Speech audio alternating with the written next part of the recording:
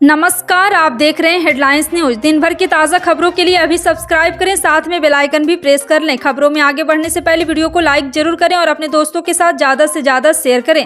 और आप किस राज्य शहर से न्यूज को देख रहे हैं, कमेंट में लिखना ना भूलें। बता दें, राजस्थान इस समय मई की गर्मी झेल रहा है, लेकिन ऐसा लग रहा है कि राज्य में सियासी तापमान इससे भी ज्यादा बढ़ने वाला है। जी हां, आपको बता दें कि उदयपुर में कांग्रेस का चिंतन शिविर आज होने जा रहा है। तो वहीं आज खबर आई कि बीजेपी के पदाधिकारियों की बैठक भी 19 मई से जयपुर के लीला होटल में शुरू होने जा रही है। बैठक के आखिरी दिन यानी 21 मई को पीएम मोदी पार्टी के नेताओं को वर्चुअली संबोधित करेंगे। मिली जानकारी के मुताबिक 19 मई को दोपहर 2 बजे बीजेपी अध्यक्ष जेपी नड्डा पहुंचेंगे और शाम 6 बजे पार्टी के राष्ट्रीय महासचिवों को संबोधित करेंगे। 20 मई को जेपी नड्डा राज्य के संगठन मंत्रियों की मीटिंग लेंगे। 21 मई को राज्य के प्रदेश अध्यक्ष, पार्टी के राष्ट्रीय पदाधिकारी, राज्य के संगठन मंत्री का एक संयुक्त सत्र होगा, जिसको पीएम मोदी वर्चुअली संबोधित करेंगे। खास बात यह है कि बैठक के आखिरी दिन बीजेपी के तीनों पूर्व अध्यक्ष राजनाथ सिंह, नितिन गडकरी और अमित शाह भी शामिल होंगे। देश में लाउड स्पीकर विवाद का मुद्दा बना हुआ है। देश के कई राज्यों में मंदिर मस्जिद के ऊपर लगे लाउड स्पीकर उतारे जा रहे हैं, तो कई जगह उनके वॉल्यूम कम किए जा रहे हैं। लाउड स्पीकर विवाद को लेकर कई राजनीतिक दल अपनी राजनीति भी कर रहे हैं। मसलन लाउड स्पीकर अब देश में धार्मिक और राजनीतिक मुद्दा भी बन चुका है। देश में चल रहे लाउड स्पीकर विवाद के बीच गुजरात के सूरत में एक ऐसा गाँव है जहाँ 1 से 2 लाउड स्पीकर नहीं बल्कि पूरे 55 लाउड स्पीकर के साथ माता रानी की आरती होती है। 55 लाउड स्पीकर की आरती से पूरा गाँव भक्तिमय हो जाता है। सूरत शहर की चमक दमक से तकरीबन 25 किलोमीटर दूर हजीरा गांव अपने औद्योगिक क्षेत्र के लिए जाना जाता है। और आपको बता दें कि इस बीच में हजीरा गांव में कई धार्मिक स्थान भी है। इन्हीं में से एक सिंगोतुर आशापुरी माता जी का मंदिर है, जहां पर 55 लाउड स्पीकर लगाए गए और इसकी जानकारी मिलते ही हड़कंप मच गया। मुख्यमंत्री योगी आदित्यनाथ ने मुख्य सचिव से सभी आयोग की 100 दिनों में भर्ती की रिपोर्ट मांगी। उन्होंने निर्देश दिया है कि इस संबंध में सभी आयोग के चेयरमैन के साथ समीक्षा कर रिपोर्ट दे। साथ ही प्राथमिकता के आधार पर सभी रिक्त पदों पर चयन की प्रक्रिया 100 दिन में पूरी कर ली जाए। सीएम योगी ने बुधवार को लोक भवन में हुई बैठक में कहा है कि पिछले दिनों उच्चतर सेवा शिक्षा चयन आयोग, उत्तर प्रदेश लोक सेवा आयोग, उत्तर प्रदेश धनिष्ठ सेवा चयन आयोग, पुलिस भर्ती बोर्ड सहित अन्य चयन आयोग की समीक्षा बैठक की थी।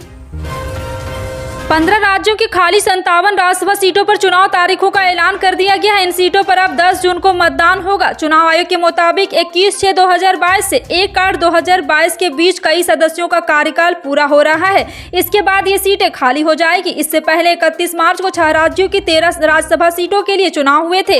असम, हिमाचल प्रदेश, केरल, नागालैंड, त्रिपुरा, पंजाब में से ये चुनाव हुए थे। और आपको बता दें कि एक बार फिर से चुनाव आयोग की सूचना के मुताबिक चुनाव की अधिसूचना 24 मई को जारी होगी। उम्मीदवार 31 मई तक नामांकन कर सकेंगे। इसके बाद 1 जून को नामांकनों की जांच की जाएगी।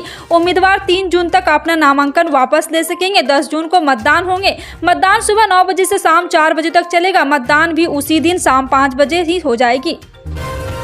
श्रीलंका की 225 सदस्यीय संसद में पूर्व प्रधानमंत्री रानिल विक्रमसिंघे की यूनाइटेड नेशनल पार्टी को केवल 1 सीट है, लेकिन वह गुरुवार को देश के अगले प्रधानमंत्री के रूप में शपथ ग्रहण कर सकते हैं। आपको बता दें कि यूएनपी के 73 वर्षीय नेता ने राष्ट्रपति गोटबाया राजपक्षे से बुधवार को बात की और गुरुवार को उनसे फिर मिल सकते हैं। यूएनपी के वरिष्ठ नेताओं ने कहा कि राष्ट्रपति राजपक्षे गुरुवार को स्थानीय समय अनुसार शाम 6:30 बजे विक्रमसिंघे को प्रधानमंत्री पद की शपथ दिला सकते हैं। श्रीलंका के 4 बार प्रधानमंत्री रह चुके विक्रमसिंघे ने अक्टूबर 2018 में तत्कालीन राष्ट्रपति मैत्रीपाला सिरिसेना ने प्रधानमंत्री पद से हटा दिया था। हालांकि 2 महीने बाद ही सिरिसेना ने उन्हें इस पद पर बहाल भी कर दिया था। खाने पीने की चीजों की बढ़ती कीमतों और महंगे ईंधन के चलते खुदरा महंगाई दर के आंकड़ा 18 महीने के उच्चतम स्तर पर जा पहुंचा है। अप्रैल महीने में खुदरा महंगाई दर ज्यादा बढ़ा है। इसका आंकड़ा 7% के पार जा पहुंचा है। सांख्यिकी आंकड़ा के मंत्रालय द्वारा जारी किए गए आंकड़े के मुताबिक अप्रैल 2022 में खुदरा महंगाई दर 7.79% रहा, जबकि मार्च 2022 में खुदरा महंगाई दर 6.95% रहा था। इससे पहले 7% से ज्यादा खुदरा महंगाई दर सितंबर 2020 में 7.34% रहा था। दिल्ली के मदनपुर खादर इलाके में गुरुवार को उस समय तनाव व्याप्त हो गया जब लोगों ने अतिक्रमण विरोधी अभियान के दौरान पुलिस पर पथराव किया। पुलिस को भीड़ को तितर बितर करने के लिए हल्का लाठीचार्ज करना पड़ा। इस बीच लोगों को समर्थन देने मौके पर पहुंचे आम आदमी पार्टी के विधायक अमानतुल्लाह खान को पुलिस ने हिरासत में ले लिया। लोगों द्वारा इसका विरोध करने और पथराव करने के बाद हालात बेकाबू हो गए। भीड़ को तितर बितर करने के लिए पुलिस को बल प्रयोग करना पड़ा। राजस्थान के उदयपुर शहर में अगले 3 दिन तक कांग्रेस के तमाम बड़े नेता एकजुट हो रहे हैं। यहां एक 5 सितारा होटल रिसोर्ट में पार्टी नव संकल्प चिंतन शिविर का आयोजन किया जा रहा है। इस शिविर में पूर्व संध्या पर प्रेस कॉन्फ्रेंस वार्ता की जरिए राजस्थान के मुख्यमंत्री अशोक गहलोत, प्रवक्ता रणदीप सुरजेवाला और राजस्थान कांग्रेस प्रदेशाध्यक्ष गोविंद सिंह डोटासरा ने इस शिविर से जुड़े सवालों के जवाब दिए। इस अवसर पर सुरजेवाला ने कहा है कि देश की उपेक्षाओं के अनुरूप आत्मचिंतन, आत्ममंथन और आत्मावलोकन के लिए कांग्रेस पार्टी 13 से 15 मई को चिंतन शिविर का आयोजन कर रही है।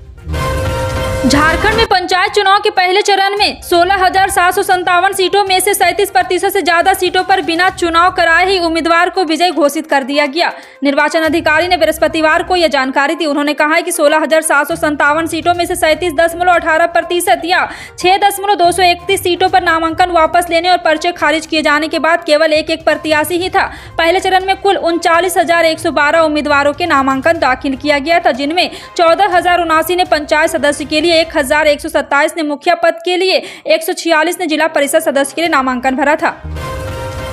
रेलवे ने अपने 19 अधिकारियों के खिलाफ की सबसे बड़ी कार्रवाई करते हुए उन्हें बाहर का रास्ता दिखा दिया। ये सभी अधिकारी रेलवे के इतिहास विभाग के थे। मोदी सरकार ने खराब प्रदर्शन करने वाले अधिकारियों के खिलाफ कार्रवाई की है। इन सभी को जबरिया रिटायर कर दिया है। इस लिस्ट में 10 अधिकारी ज्वाइंट सेक्रेटरी के लेवल के हैं। बता दें कि रेलवे मंत्रालय का कार्यभार संभालने के बाद अश्विनी वैष्णव ने साफ कह दिया था कि कर्मचारियों को या तो काम करना होगा या फिर उन्हें घर में बैठा जाएगा। पिछले 11 महीने में 96 अधिकारियों को VRS दिया जा चुका है। मोदी सरकार ने सरकारी अधिकारियों की समय समीक्षा के तहत केंद्रीय सिविल सेवा पेंशन अधिनियम 1972 से 56 JI के नियम 48 के तहत ये कार्रवाई की। ताजमहल केस के मामले में सुनवाई करते हुए इलाहाबाद हाईकोर्ट ने रजनीश सिंह की याचिका को खारिज कर दिया है। ताजमहल के 22 कमरों की जांच को लेकर चल रही सुनवाई इलाहाबाद हाईकोर्ट की लखनऊ बेंच में हुई। बीते दिनों अयोध्या के रहने वाले बीजेपी कार्यकर्ता डॉक्टर रजनीश सिंह ने हाईकोर्ट की लखनऊ बेंच में ये याचिका दाखिल की। ताजमहल को लेकर रीट एप्लीकेशन के जरिए याचिकाकर्ता ने 22 बंद कमरों को खोलकर उनकी जाँच कराए जाने की अपील की थी।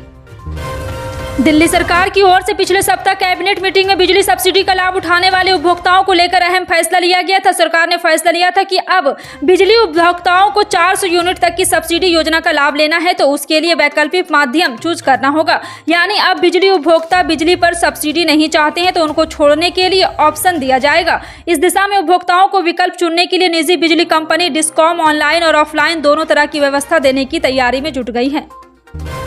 राजधानी दिल्ली में कोरोना के मामले अब तेजी से घट रहे हैं। यहां जांच बढ़ने के बाद संक्रमण दर में भी गिरावट देखी गई। दिल्ली के स्वास्थ्य विभाग ने इसकी जानकारी दी है। और आपको बता दें कि एक बार फिर से गुरुवार को कोरोना के 1032 नए मामले सामने आए। वहीं 1306 मरीजों को छुट्टी दी गई, जबकि किसी भी मरीज ने कोरोना के कारण दम नहीं तोड़ा। दिल्ली में कोरोना की जाँच के लिए बुधवार को 28,386 टेस्ट हुए, जिसमें 3.64% मरीज संक्रमित पाए गए। स्वास्थ्य विभाग के मुताबिक दिल्ली में अभी तक 18,98,173 लोग कोरोना से संक्रमित हो चुके हैं। भीषण गर्मी और हीट वेव के चलते अब स्कूलों में पढ़ाई मुश्किल हो रही। पश्चिम बंगाल, आंध्र प्रदेश समेत कई राज्यों ने तो गर्मी के बढ़ते प्रकोप को देखते हुए गर्मी की छुट्टियां प्रीपोन कर दी है। पंजाब और कुछ राज्यों में स्कूलों की टाइमिंग में बदलाव किया गया है ताकि गर्मी की मार से बचाव हो सके। अब पेरेंट्स अपने बच्चों के स्वास्थ्य को ध्यान में रखते हुए राज्य सरकारों से गर्मी की छुट्टियां जल्दी करने का ध्यान और भी एकत्रित कर रही है। केंद्र सरकार ने स्कूलों के लिए गाइडलाइन जारी की है। इसमें 10 बिंदुओं को सुझाया गया है। स्कूल को भीषण गर्मी के बीच कैसे क्लोज आयोजित करना है।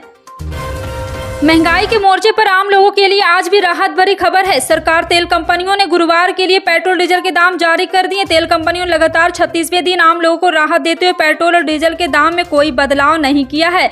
और इससे पहले तेल कंपनियों ने 6 अप्रैल को पेट्रोल डीजल की कीमत में 80 पैसे प्रति लीटर की बढ़ोतरी की गई थी। दरअसल 22 मार्च से पेट्रोल डीजल के दाम में शुरू हुई बढ़ोतरी इसकी कीमतों में 14 बार वृद्धि करने के बाद बंद हुई। पिछले 14 बार की बढ़ोतरी में पेट्रोल डीजल 10 रुपये महंगे हो चुके हैं। और आपको बता दें कि एक बार फिर से एक सप्ताह तक पेट्रोल डीजल में कोई भी बदलाव होने की संभावना नहीं है।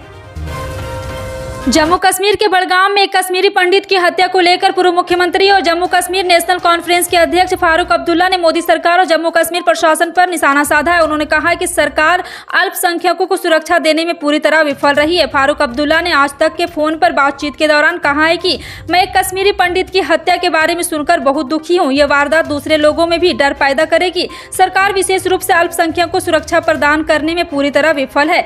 कश्मीर घाटी में हुई इस हत्या के बाद कांग्रेस नेता अश्विनी हांडा ने भी मोदी सरकार पर निशाना साधा और कहा है कि सरकार घाटी में कश्मीरी पंडितों की सुरक्षा नहीं दे पा रही है। फिलहाल आपका इन सभी खबरों पर क्या कहना है, कमेंट सेक्शन में टाइप करके जरूर बताएं। पल पल की अपडेट जानने के लिए जुड़े रहें आप अपने हेडलाइंस न्यूज के साथ। मिलते हैं अगली बड़ी खबर में, तब तक के लिए जय हिंद।